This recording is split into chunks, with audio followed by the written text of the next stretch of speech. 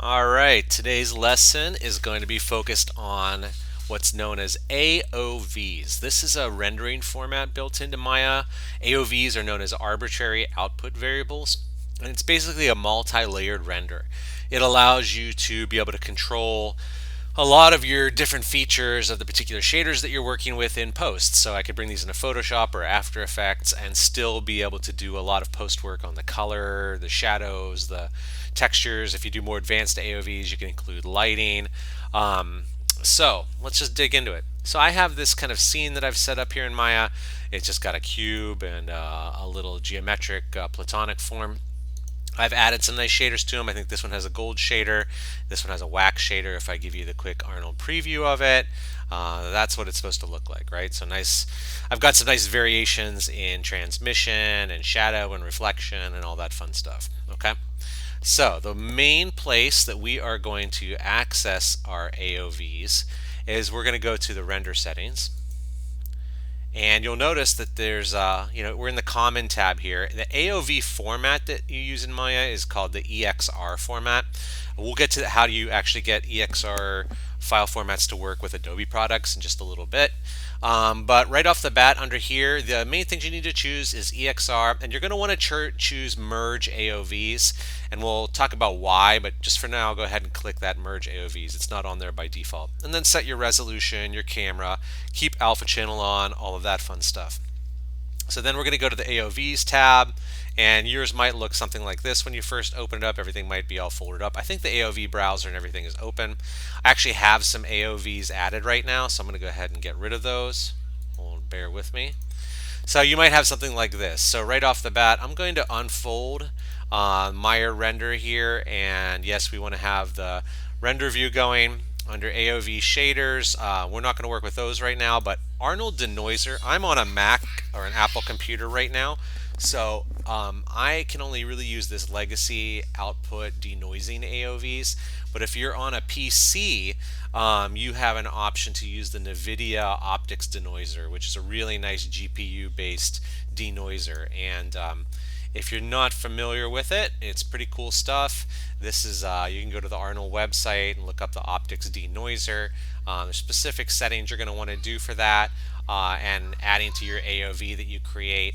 But it can really take a lot of that noise out of your renders and speed up your render process. So I highly recommend if you're on a PC, take advantage of that. I'm bummed that Apple has, kind of parted ways with NVIDIA, and we no longer have option to explore the optics denoiser. But for everybody on those heavy-duty PCs out there, this is definitely the way to go.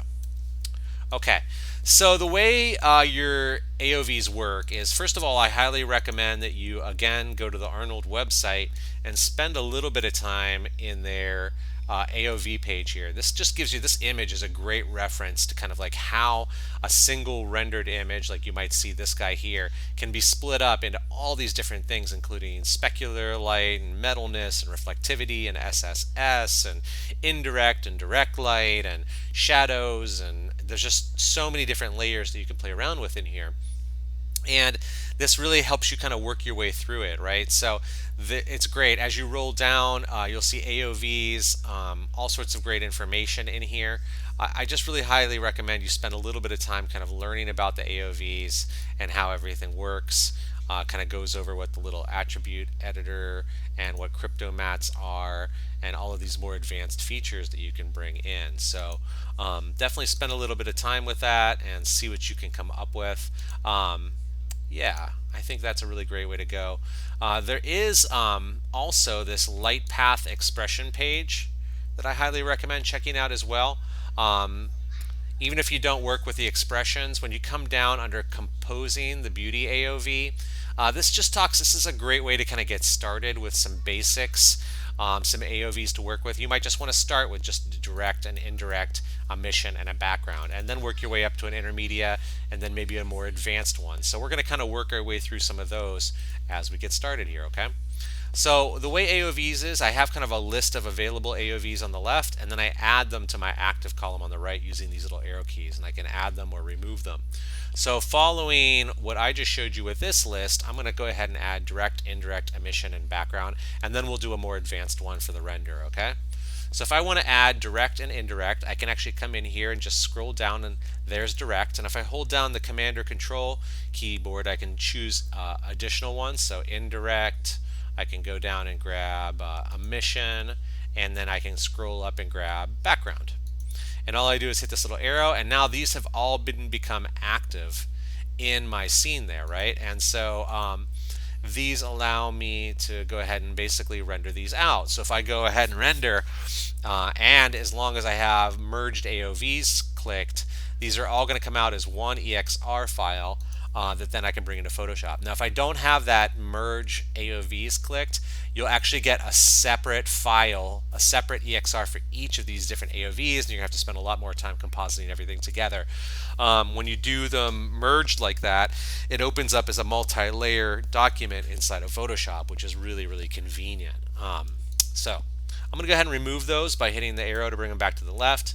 Now I'm going to do a more advanced one. I'm going to bring in diffuse.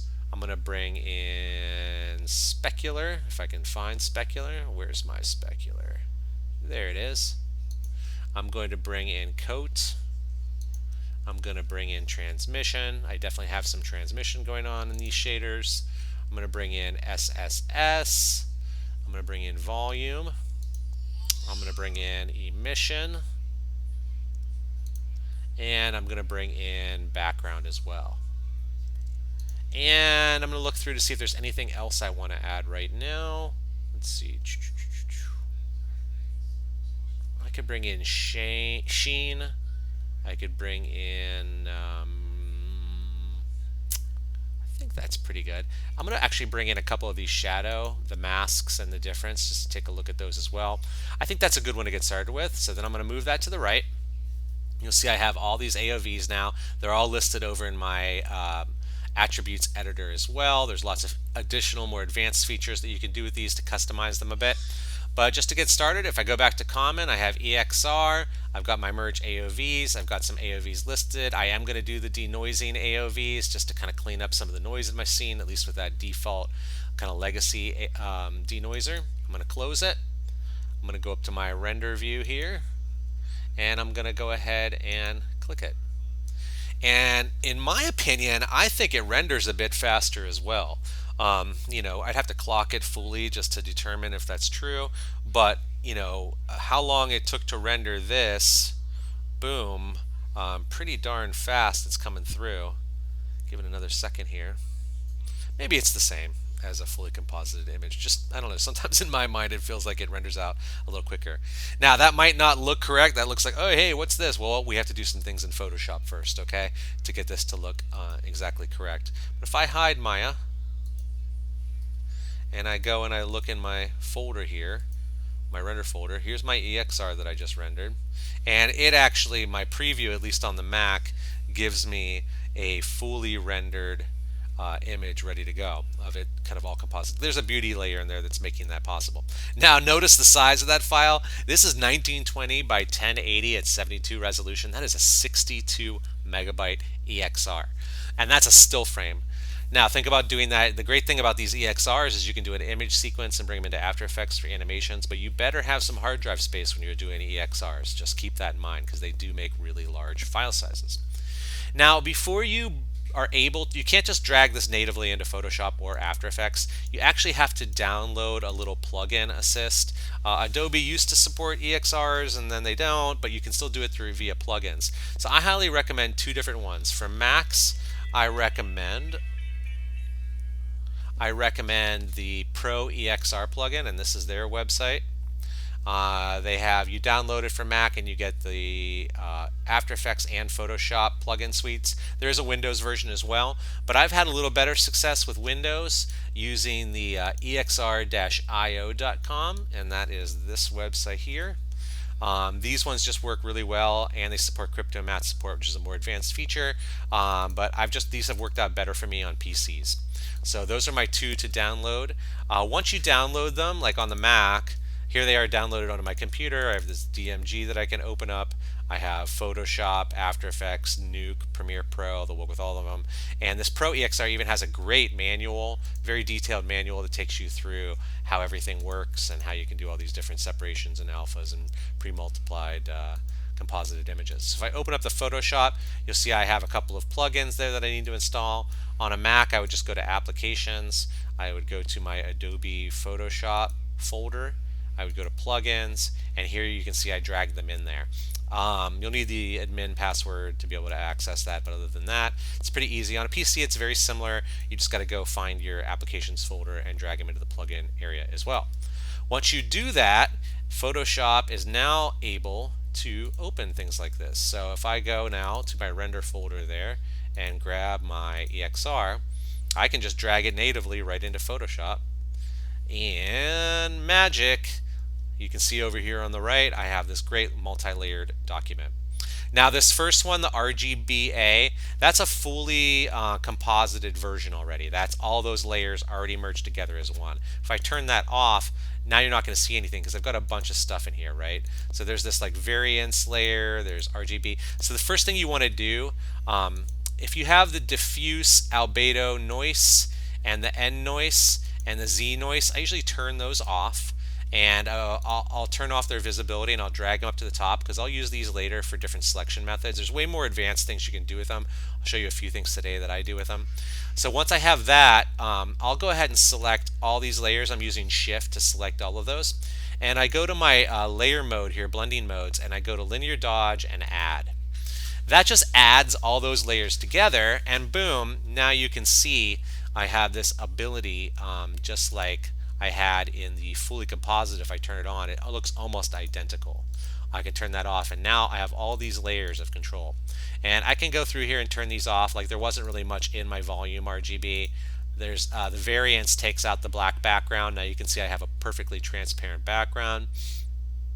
Transmission, you can see, really affects the kind of wax. That wax shader had a bit of light transmission and transparency around the purple. So if I take that out, it's now fully opaque.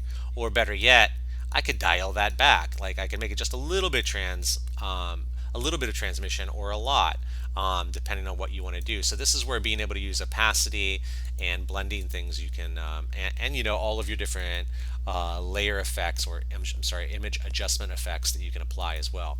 So that's transmission. If I keep going through, there wasn't a lot of SSS in there. Specular, you're definitely going to see a lot of specular, particularly in my gold object. So, you know, if I want to make it a little less shiny or a little less hot, I could take that down. I could play around with a lot of things. I could even come into the specular and play around with, say, like a huge saturation on that and shift the tone of that specular reflection and play with the color and post and all of that fun stuff. So very powerful. I'm going to undo that or cancel. Under sheen, not a whole lot under sheen in this particular setup. Shadow masks, I do have some different things. Often you can play around. I haven't fully mastered shadow masks yet, so I'm not going to spend a ton of time on those. And then emission and diffused light, obviously that's a big one. And there's not a lot going on with coat in this one. So for the most part, diffuse and specular, I pretty much, and a little bit of transmission, the three of those were enough for this particular setup with these simple shaders, the simple objects. Not a lot is really added in with the SSS, the sheen, my shadow masks as I bring those back in, and emission or coat. But you know, other stuff you do might have that in it, so it just depends on what you're working with. Now, a couple of things I will point out, the N noise. This gives you this kind of crazy, well, let's do this one first, the diffuse albedo. If you go to image mode, the EXRs are made at 32 bits, but if you switch this to 16-bit channel and don't merge, you can use a system inside of Photoshop called color range. Now I can come in and I can select, and as long as I don't turn my fuzziness up too high, if I keep it low, right around there, I can select just that object based on its color, which is really cool. And then if I turn that off, I can play around with that object quite a bit. I could add a layer on top of everything, and you know, I could give it a certain color, okay, and then I could play around with like multiplying that off of it, or any of these different ways that I would want to, or I could just play around with its opacity. I could add all sorts of different things to it, right? So it allows you to create these like selection isolations automatically. So I'll turn that off. I'll come back and turn this guy back on again. Again, I could select the background or this whole area. And I could select color range again, and this green that it made. Oh, I already had a selection. Let me deselect that.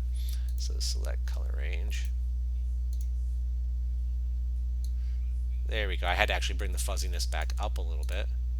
And now I'm getting just the green zone, right? And if I turn that off and I go to maybe my diffuse channel there, which I think is going to control a lot of that diffuse light, as well as specular is going to do a lot. So like on the specular, if I chose that, I could apply a blur. Maybe get rid of some of that noise in there. So I could go to Gaussian blur and see how I just got rid of some of that fuzziness that was going on in the scene. You know, without any blur, you can still see some of this pixelization noise going on. But if I bump up my Gaussian blur a little bit, bring it up just a little bit more, I can really soften that out and then deselect, and now I've been able to like soften out some of that noise. Now even cooler, same thing I can do here. This actually breaks up like every face in your scene. So like you can see there's a lot of noise in that part of the reflection right there. So I could go turn this one on, again select color range and choose just that triangle, and then I get this nice selection off of that triangle. Turn that layer's visibility off, and again maybe I go to, I think that's specular that's mostly in there, and select filter Gaussian blur, and now is able to blur that out and do it all in post without having to do a lot of like heavy duty denoising, right? So really neat controls that you can do there in post, a lot that you can control, a lot that you can play with. More advanced features is kind of like playing with individual shadows, playing with lights and all of their controls, but we'll save that for a future lesson. Hopefully this gets you started with AOVs and take it from there. All right, thank you for tuning in.